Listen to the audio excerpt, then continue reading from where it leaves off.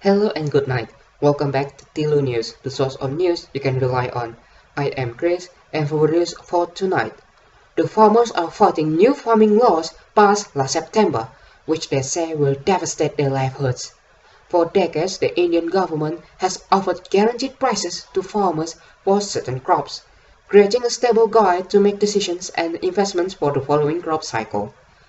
Under the previous laws, farmers had to sell their goods at auction at the State Agricultural Produce Market Committee, where they were guaranteed to receive at least the government-agreed minimum price.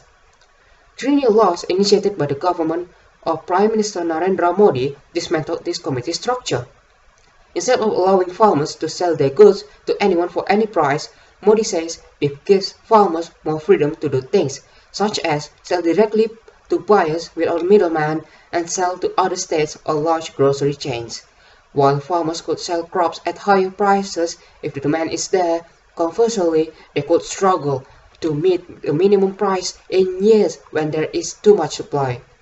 Angering the farmers, Modi could see a significant chunk of lost votes at the next general election in 2024. Modi and his Bharatiya Janata Party, or BJP, have tried to win over farmers with several policy proposals in recent years.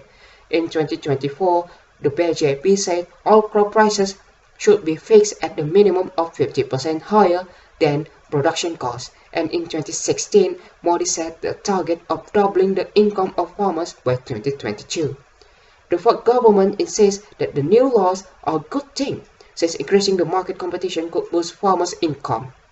Modi says the new laws could also open India's agricultural industry to global market and attract private investment. These reforms have not only served to unshackle our farmers, but also give them new rights and opportunities, Modi said in November. When did protests start? The mass protests began soon after the laws passed in September. In November, infuriated farmers drove in tractor convoys from around India to set up multiple blockades at New Delhi's borders. Thousands marched from other nearby states to the city, where violence soon erupted, with police firing tear gas and water cannon to stop them from entering the capital. The protests continued throughout December, with supporters across the country participating in labor and hunger strikes. At the camp on the Delhi border, security forces keep watch from the outer edge. They have not tried to clear the camp, likely it will be politically unpopular. According to Samyukta Kisan Morcha, the umbrella body representing protesting farmers, at least 147 farmers have died during protests due to causes including suicide, road accidents, and exposure to cold weather. Government leaders have failed to reach an agreement or compromise with leaders of more than 30 farmers' unions, despite months of negotiation.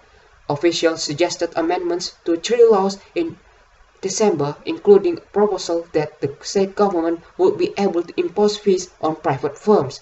But farmers rejected these overtures, alleging the government was insincere in its effort. With the news from India, it ends the news for tonight. Thank you for tuning in into Tilu News. Once again, I'm Chris. See you in the next time.